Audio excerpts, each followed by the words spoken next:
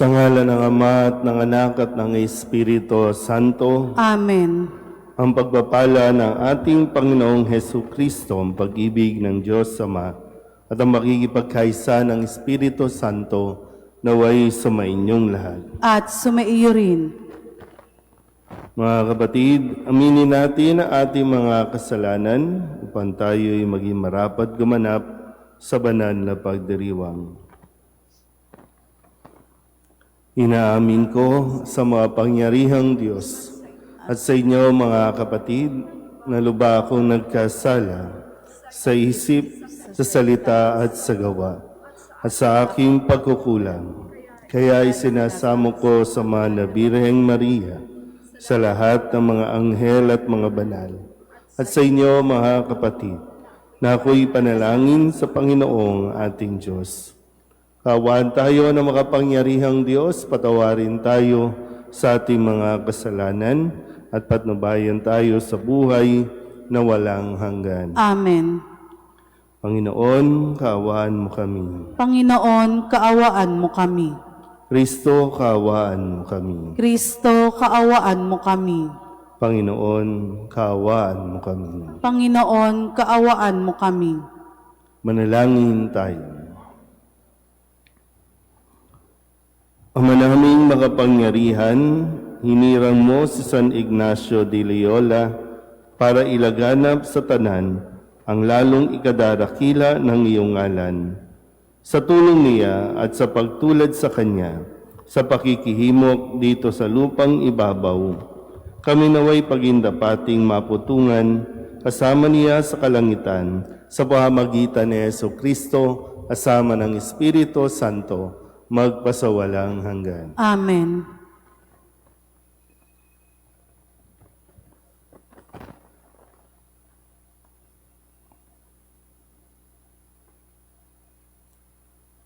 Pagbasa mula sa aklat ni Propeta Jeremias. Nang pasimula ng paghahari sa Huda ni Joachim na anak ni Josias, tumanggap si Jeremias ng pahayag mula sa Panginoon. Tumayo ka sa bulwagan ng templo at magsalita ka sa mga nanirahan sa lahat ng lungsod sa Huda na naparoon upang sumamba. Huwag kang maglilihim ng anuman, baka sakalin sila'y makinig at tumalikod sa kanilang masamang pamumuhay. Kung magkagayon, pahihinuhod ako at hindi ko itutuloy ang parusang inihahanda ko sa kanila dahil sa masasamang ginagawa nila. Sasabihin mo sa kanila, sinabi ng Panginoon, kung hindi kayo makikinig sa akin, at kung hindi ninyo susundin ang mga utos ko sa inyo, at di ninyo pakikinggan ang sinasabi ng propetang sinugo ko sa inyo, ang templong ito'y itutulad ko sa silo, at gagamitin ng bansang ang pangalan ng lungsod na ito sa panunungayaw. Ang pahayag ng ito ni Jeremias ay napakinggan ng mga saserdote, ng mga propeta, at lahat ng taong nasa templo ng Panginoon. Pagkatapos niyang magsalita, si Jeremias ay dinakip nila. Dapat kang mamatay. Bakit ka nagpahayag sa pangalan ng Panginoon na matutulad sa silo ang templong ito? Mawawasak ang lungsod at walang matitira sinuman. At siya'y pinaligiran ng mga tao. Ang salita ng Diyos. Salamat sa Diyos. Panginoon, iyong dinggin, akong iyong ginigiliw. Panginoon, iyong dinggin ang iyong ginigiliw. Ang nangamumunhi ng walang dahilan, higit na marami sa buhok kong taglay.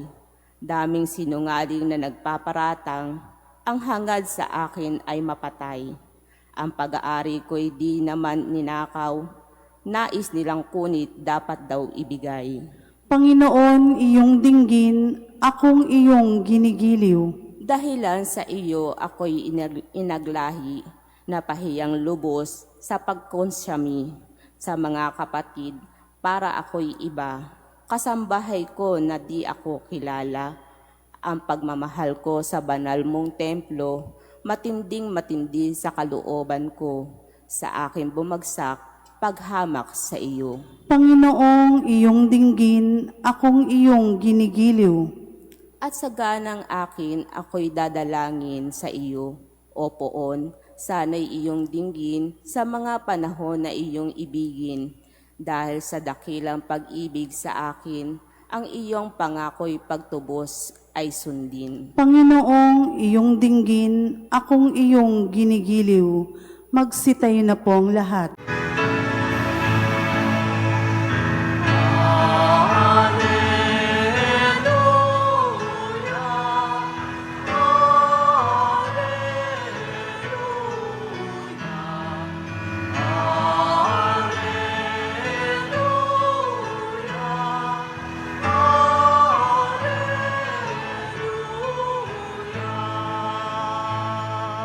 Balita sa inyo ngayoy, salita ng Panginoong iiral habang panahon.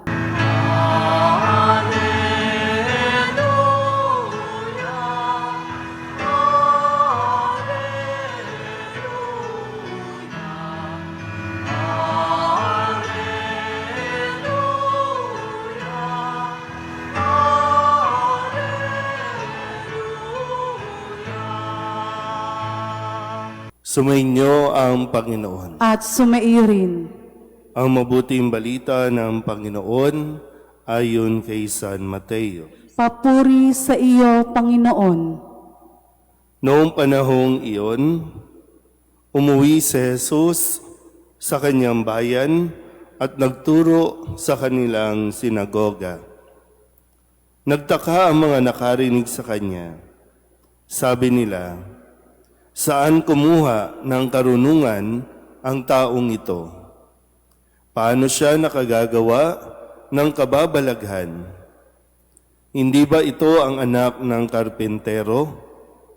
Hindi ba si Maria ang kanyang ina at sina Santiago, Jose, Simon at Judas ang kanyang mga kapatid na lalaki? At dito nakatira ang kanyang mga kapatid na babae, hindi ba? Saan niya natutunan ang lahat ng ito? At ayaw nilang kilanlin siya. Kaya't sinabi ni Jesus sa kanila, ang propeta'y ginagalang kahit saan, liban sa kanyang sariling bayan at sa kanyang sariling sambahayan. At dahil sa di nila pagsampalataya, hindi siya gumawa roon ng maraming kababalaghan. Ang mabuting balita ng Panginoon. Pinupuri ka namin, Panginoong Hesukristo. Isang magandang umaga po sa inyong lahat. Ngayon po ay Biyernes sa ika-17 linggo sa karaniwang panahon at atin pong ginugunita ang kapistahan ni San Ignacio ng Loyola, ang founder ng Jesuit o mga Jesuita, at nawa sa tulong ni San Ignacio ay atin din pong makilala si Kristo at siya ay atin ding ipakilala sa lahat ng mga makakatagpo natin at atin ding ibigay ang atin ding pagsunod o obedience sa simbahan. Kung kaya't ngayon po ay sa ating Ebanghelyo, narinig natin ng pagkilala kasabay ng hindi pagkilala kay Kristo sa kanya mismong bayan nang siya ay magbalik at magsalita, mangaral. Bakit ko nasabing pagkilala at hindi pagkilala? Kasi kinilala naman siya na taga doon, kinilala siya na alam nila kung sino ang kanyang mga magulang, mga kapatid, kilala siya. Pero hindi nila kinilala si Jesus dahil lamang sa kilala nila kung sino ang kanyang pamilya. Wala naman pong sinabing masama ang tungkol sa kanilang pamilya, tungkol kay Jose, tungkol kay Maria, kundi ang pagkilala lang sila ay mabababang uri. Karpentero lang. Hindi naman masamang maging karpentero, pero mababa ang pagtingin nila sa isang karpentero, kay Maria na isang may bahay, na ipinagtataka nila dahil paano siya naging mahusay, paano si Jesus nakapagsasalita ng nakapagtuturo, ng para bang nakapag-aral. Hindi nga nila afford mapag-aral si Jesus. Naintindihan po ba? Yan.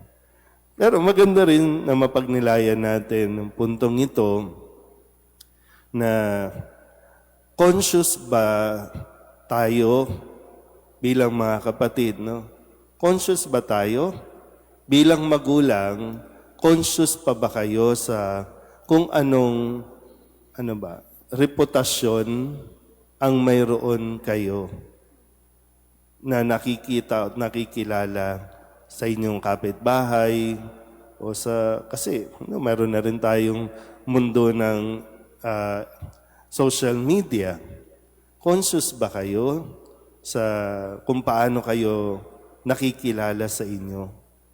Kasi di ba pwedeng laging ang nagiging basihan kasi yung mga anak. Kilala ko ang magulang niyan. Kaya siya ganyan kasi kilala natin ang mga magulang niyan, kilala natin ang pamilya niyan. Kapag may pagmamalaki ba kayo bilang magulang dahil mabuti ang inyong anak, nakikilala ang inyong anak sa linya ng kabutihan? Conscious pa ba tayo sa panahong ito o parang wala tayong, minsan wala na tayong pakialam? Kasi talagang noon, talagang kilala tayo sa prinsipyo, sa paninindigan, na ang mga magulang, di ba, namulat tayo noon na di bali ng magdildil ng asin. Di ba, ganon? Di bali ng magdildil ng asin, basta ang ipinapakain sa mga anak ay galing sa mabuti, hindi galing sa nakaw.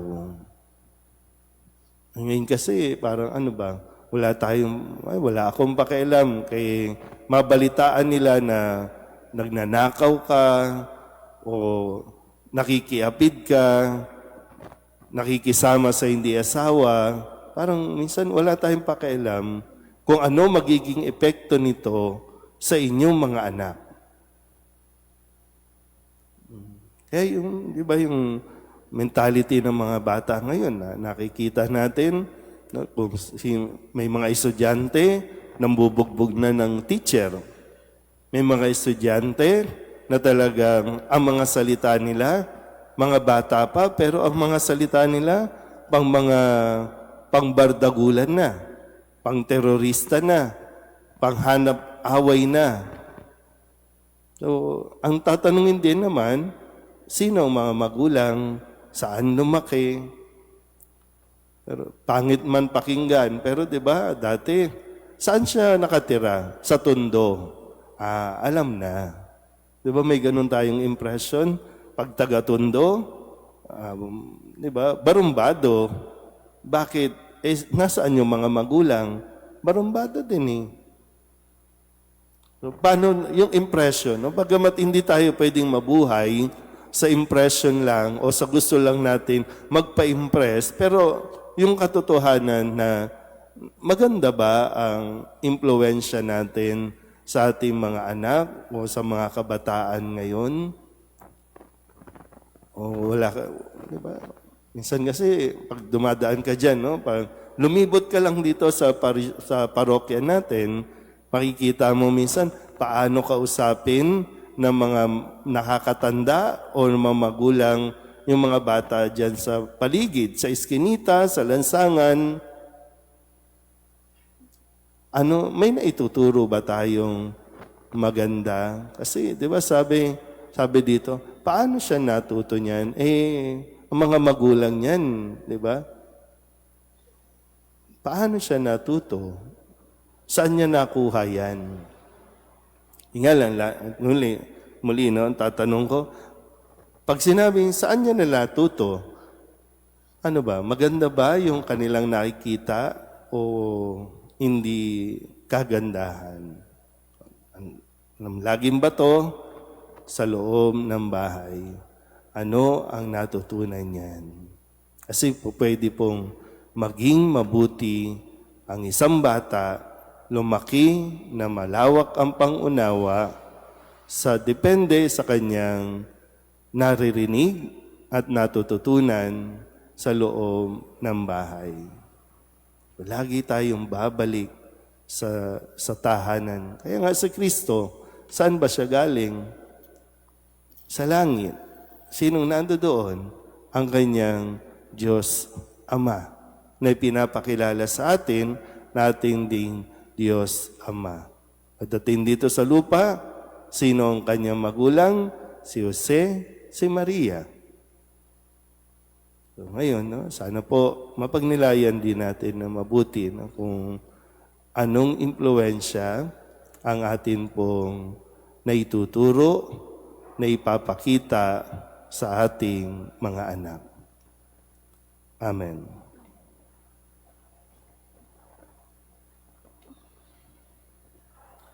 Tinanggihan si Jesus ng sarili niyang mga kababayan. May pananalig natin tanggapin siya bilang ating Panginoon at tagapagligtas. Ang ating itutugon, Jesus, ipagdangal ka nawa ng aming buhay. Jesus, ipagdangal ka nawa ng aming buhay. Ang mga pinuno ng simbahan naway magpahayag ng salita ng Diyos na may katapangan at may pananalig na isabuhay ito. Manalangin tayo sa Panginoon. Jesus, ipagdangal ka nawa ng aming buhay. Tayo naway mapalakas sa maalab at walang takot na pagpapahayag ng mensahe ng Ebanghelyo sa ating tahanan at kapitbahayan. Manalangin tayo sa Panginoon. Jesus, ipagdangal ka nawa ng aming buhay. Ang mga misyonero naway maging mapagtiis at huwag manghina ang kalooban sa paghahasik ng mensahe ng Diyos sa mga lugar na hindi pa tumatanggap nito. Manalangin tayo sa Panginoon. Jesus, ipagdangal ka nawa ng aming buhay. Ang mga magulang na may kapansanan, mga anak, ang mga nag-aalaga sa matatanda at lahat na nagdurusa sa kanilang tahanan o sa ospital, naway maging tahimik na ehemplo at saksi sa pag-ibig ng Diyos. Manalangin tayo sa Panginoon. Jesus, ipagdangal ka nawa ng aming buhay. Upang mamayani ang kapayapaan sa gitnang silangan at sa buong mundo, ay ipag-adya nawa ang sangkatauhan sa karahasan, kasakiman at pang-aabuso ng kapangyarihan na nagdudulot sa paghihirap sa marami. Manalangin tayo sa Panginoon. Jesus, ipagdangal ka nawa ng aming buhay. Upang ang lahat ng mga nagdurusa dahil sa kalupitan ng digmaan ay daglian na makaranas ng kapayapaan at mabuhay na may kapanatagan at kalayaan. Manalangin tayo sa Panginoon. Jesus, ipagdangal ka nawa ng aming buhay. Ang mga namimighati sa pagkawala ng kanilang mga mahal sa buhay, naway kalingain ng Diyos. Manalangin tayo sa Panginoon. Jesus, ipagdangal ka nawa ng aming buhay. Idulog din natin ang ating mga panalangin, mga personal na kahilingan para sa ating mga pamilya, kasama din ang mga kahilingan ng mga nanonood sa online. Lahat ng mga misang pasasalamat, special na intensyon, agarang paggaling ng mga may sakit at ang mga kaluluwa na inihiling na ipagdasal sa misang ito.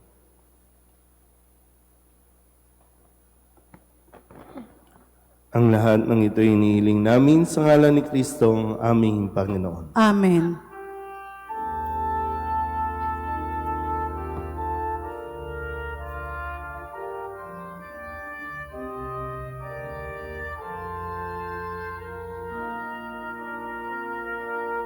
Handog namin sa iyo, Ama, ang na ito. Handog ng bayang umaasa, sumasamba't nagmamahal sa'yo.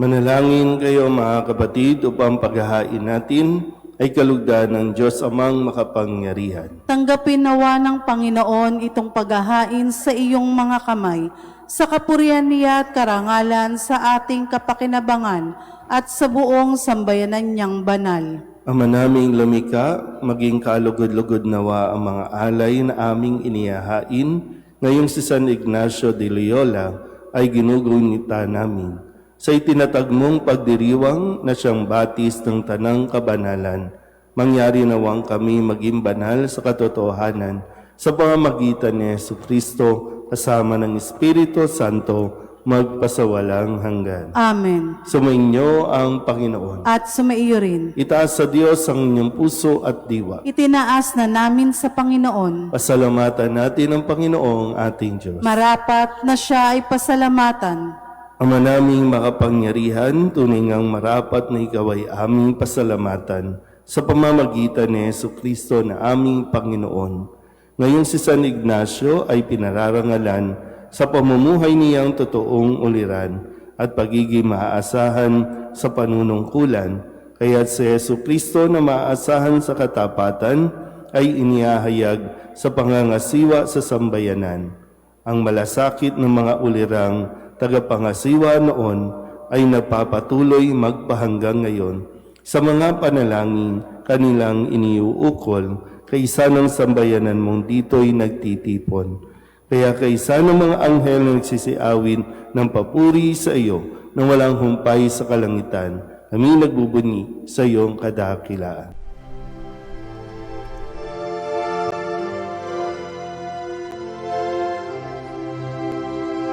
Santo, Santo, Santo, Panginoong Diyos makapangyarihan, napupuno ang langit at lupa ng kalwalhatian mo.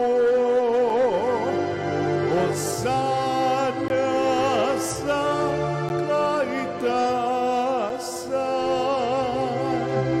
pinagpalang na paririto sa ngalan ng Panginoon. Hosana sa kaitaasan.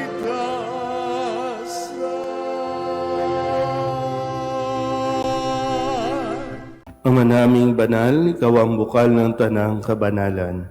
Kaya sa pamamagitan ng iyong Espiritu, gawin mong banal ang kaloob na ito upang para sa aming maging katawan at dugo ng aming Panginoong Hesu Kristo.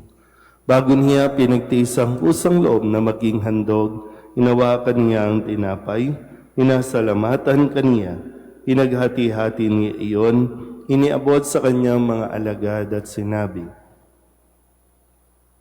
"Tanggapin niyong lahat ito at kanin, ito ang aking katawan na ihahandog para sa inyo."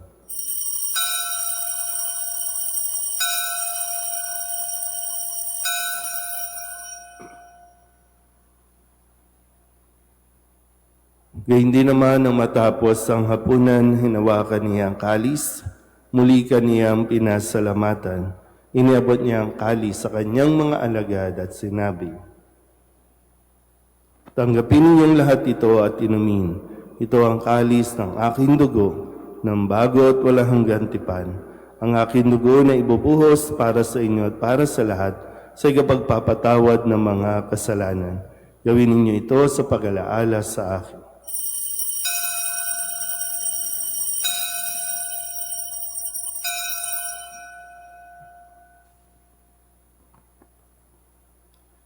Ipagbunyi natin ang misteryo ng pananampalataya. Si Kristo'y namatay, si Kristo'y nabuhay, si Kristo'y babalik sa wakas ng panahon. Ama, ginagawa namin ngayon ang pag-alaala sa pagkamatay at muling pagkabuhay ng iyong anak. Kaya iniaalay namin sa iyo ang tinapay na nagbibigay buhay at ang kalis na nagkakaloob ng kaligtasan. Kami nagpapasalamat dahil kami iyong minarapat na tumayo sa harap mo para maglingkod sa iyo. Isinasamo namin kami magsasalo-salo sa katawan at dugo ni Kristo ay mabuklod sa pagkakaisa sa pamamagitan ng Espiritu Santo. Ama, lingapin mo ang iyong simbahang laganap sa buong daigdig. Puspusin mo kami sa pag-ibig kay San Leon na aming Papa at ni Jose na aming Obispo at ng Tanang Kaparian. Alalahanin mo si Fredelino na tinawag mo mula sa daigdig na ito. Nung siya'y binyagan, siya'y nakaisa ni Kristo sa pagkamatay. Ngayon siya'y pumanaw, naway makaisa siya ni Kristo sa pagkabuhay. Alalahanin mo rin ang mga kapatid namin na himlay na may pag-asang sila'y muling mabubuhay, gayon din ang lahat ng mga pumanaw. Kawaan mo sila at patuloyin sa iyong kaliwanagan. Kawaan mo at pagindapating kaming lahat na makasalo sa iyong buhay na walang wakas. Kaysa ng mahal na Birheng Maria na ina ng Diyos, ng kabiyak ng puso niyang si San Jose. Kaysa ng mga apostol at ng lahat ng mga banal na namuhay dito sa daigdig na kalugod-lugod sa iyo, may pagdiwang nawa namin ang pagpupuri sa ikararangal mo sa pamamagitan ng iyong anak na aming Panginoong Heso Kristo. Sa pamamagitan ni Kristo, kasama niya at sa Kanya, ang lahat ng parangal at papuri ay sa iyo, Diyos amang makapangyarihan, kasama ng Espiritu Santo, magpasawalang hanggan.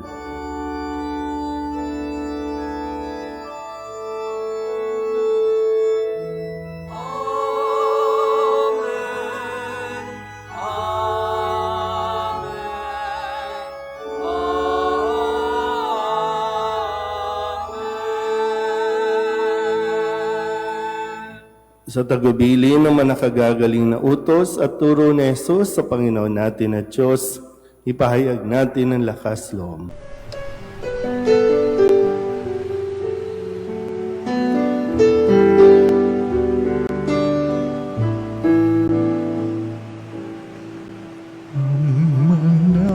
namin sumasalang ka, sambahin ang ngalan mo, mapasamin ang kaharian mo, sundin ang loob mo dito sa lupa para nang sa langit. Bigyan mo po kami ngayon ng aming kakanin sa araw-araw at patawarin mo kami sa aming mga sala para ng pagpapatawan namin sa nagkakasala sa amin, at huwag mo kaming ibang dulot sa tukso, at yadya mo kami sa lahat ng masama. Hinihiling namin kami iadya sa lahat na masama, pagkalooban ng kapayapaan araw-araw, iligtas sa kasalanan at ilayo sa lahat ng kapahamakan, samantalang aming pinananabikan ang dakilang araw ng pagpapahayag ng tagapagligtas naming sa Heso Kristo. Sapagkat iyo ang kaharian at ang kapangyarihan at ang kapurihan, magpakailanman. Amen. Panginoong Heso Kristo, sinabi mo sa iyong mga apostol, kapayapaan ang iniiwan ko sa inyo, ang aking kapayapaan ang binibigay ko sa inyo. Tunghayan mo ang aming pananampalataya at huwag ang aming mga pagkakasala. Pagkalooban mo kami ng kapayapaan at pagkakaisa ayon sa iyong kalooban, sama ng Espiritu Santo, magpasawalang hanggan. Amen. Ang kapayapaan ng Panginoon ay laging sumainyo. At sumaiyo rin. Magbigayan tayo ng kapayapaan sa isa't isa.